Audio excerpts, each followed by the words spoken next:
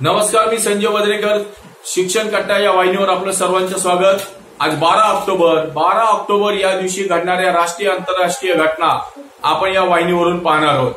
याच दिवशी 1880 मध्ये थोर भारतीय क्रांतिकारक वासुदेव बळवंत फडके हे आफ्रिकेतील एडन या बेटावर कैदेत असताना तिथून पळून जाण्याचा त्यांनी अयशस्वी प्रयत्न केला. दुर्दैवाने ते सापडले गेले आणि या दिवसापासूनच त्यांच्यावर अनन्वित अत्याचार आणि छळ करायला सुरुवात झाली आणि तिथेच काही दिवसांनी पुढे त्यांचा दुर्दैवी अंत झाला. त्याचबरोबर आजच्या दिवशी 1911 साली जुन्या पिढीतील एक क्रिकेटपटू विजय मर्चंट यांचा जन्म झाला. याच दिवशी 1921 साली लोकमान्य टिळकांचे नातू तसेच हिंदू महासभेचे नेते, संयुक्त महाराष्ट्र आणि त्या अगोदर गोवा मुक्ती संग्रामातील एक धडाडीचे कार्यकर्ते, पुढे 12 वर्ष विधान परिषदेचे सभापती पद भूषवणारे जयवंतराव टिळक यांचा आजचा दिवस हा जन्मदिवस. त्याचबरोबर आजच्या दिवशी 1946 साली जुन्या पिढीतील विशेषतः 70चं दशक गाजवणारे आणि भारतीय क्रिकेट जगतात काका या टोपण नावाने प्रसिद्ध असणारे अष्टपैलू क्रिकेटपटू अशोक मंकट यांचा आजचा दिवस हा जन्मदिवस. आजच्या दिवशी 1961 साली अभिनेत्री आणि लेखिका असा ठसा मराठी तसेच हिंदी साहित्य जगतावर तसेच दूरदर्शन आणि चित्रपटावर उमटवणाऱ्या प्रिया तेंडुलकर यांचा आजचा दिवस हा जन्मदिवस. आज 12 ऑक्टोबर 1920 या दिवशी शाहू महाराजांनी छात्र जगद्गुरूची स्थापना करून त्या काळात मोठी खळबळ उडवून दिलेली होती. आपल्या सर्वांना माहिती आहे, शाहूराजे हे कोल्हापूर संस्थानाचे अधिपती होते आणि शाहूराजांनी सामाजिक सुधारणेचा वसा घेतला होता. तुम्हाला सर्वांना माहितीच असेल, शाहूराजांच्या वैयक्तिक जीवनात वेदोक्त प्रकरणाने मोठे वादळ उमटलेले होते.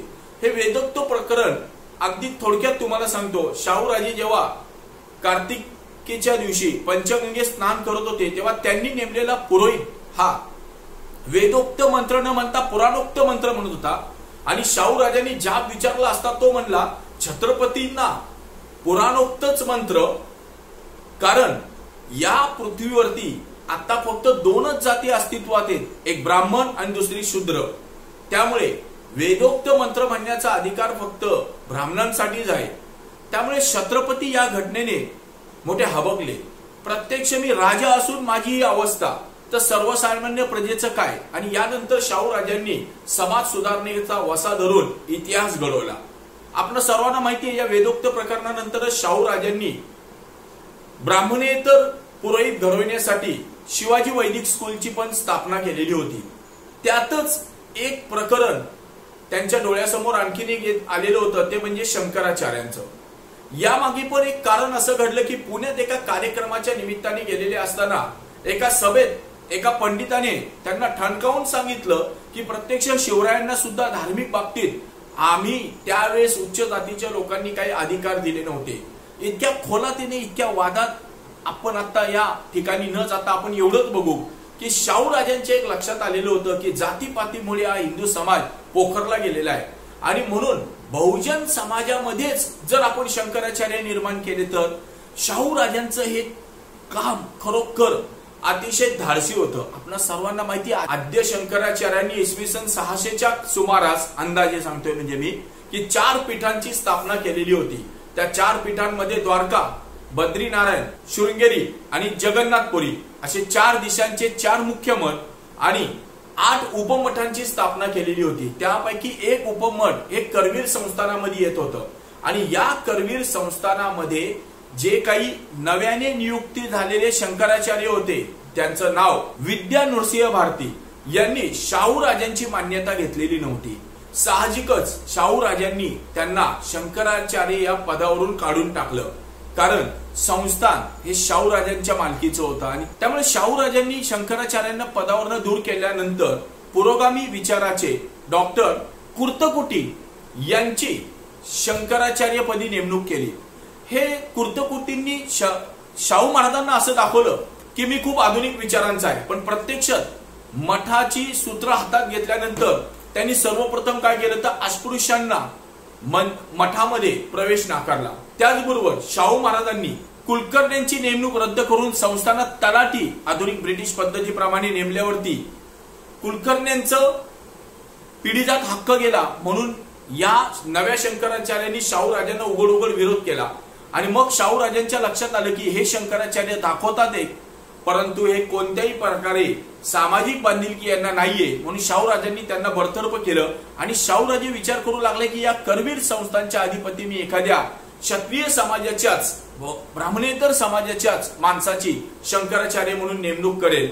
आणि त्यासाठी त्यांनी शोध घेतला असता त्यांच्या असं लक्षात आलं की शिवकालामध्ये जे मौनी बाबा होते की ज्या मौनी बाबांना शिवाजी महाराजांनी गुरु मानलेलं होतं आणि तिथे काही उत्पन्न त्याच्यासाठी मिळवून दिलेलं होतं, तो जो काही मठ होता त्या मठाची दखल शाहू राजांनी घेतली।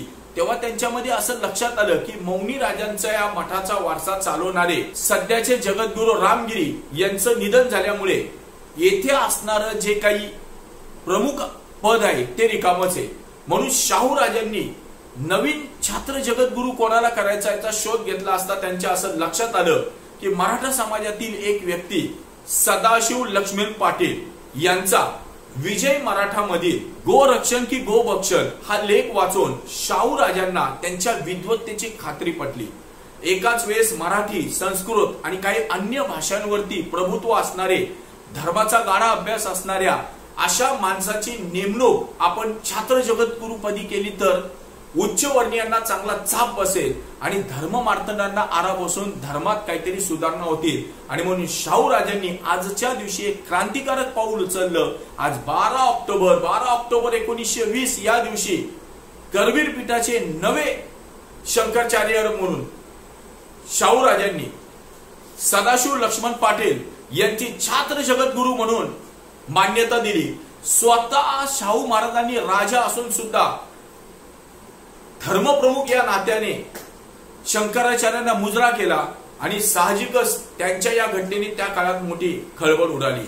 अशा प्रकारे एक नवीन धर्मपीठच शाहू राजांनी निर्माण केलेलं होतं। पण दुर्दैवानं हे घडल्यानंतर काही दिवसातच शाहू राजांचं निधन झालं। त्यामुळे शाहू राजांची जी काही सामाजिक सुधारणेची जो काही वसा त्यांनी हाती घेतला होता ते कार्य त्यांचं अर्धवट राहिलं। असं असलं तरी आजच्या दिवशी शाहू महाराज इतिहासात अजरामर झाले ते या घटनेने की छात्र जगद्गुरूची निर्मिती करून त्यांनी धर्म मार्तंडांना आव्हान दिलं। ही त्या काळात काही साधी गोष्ट नव्हती। जय हिंद, जय महाराज।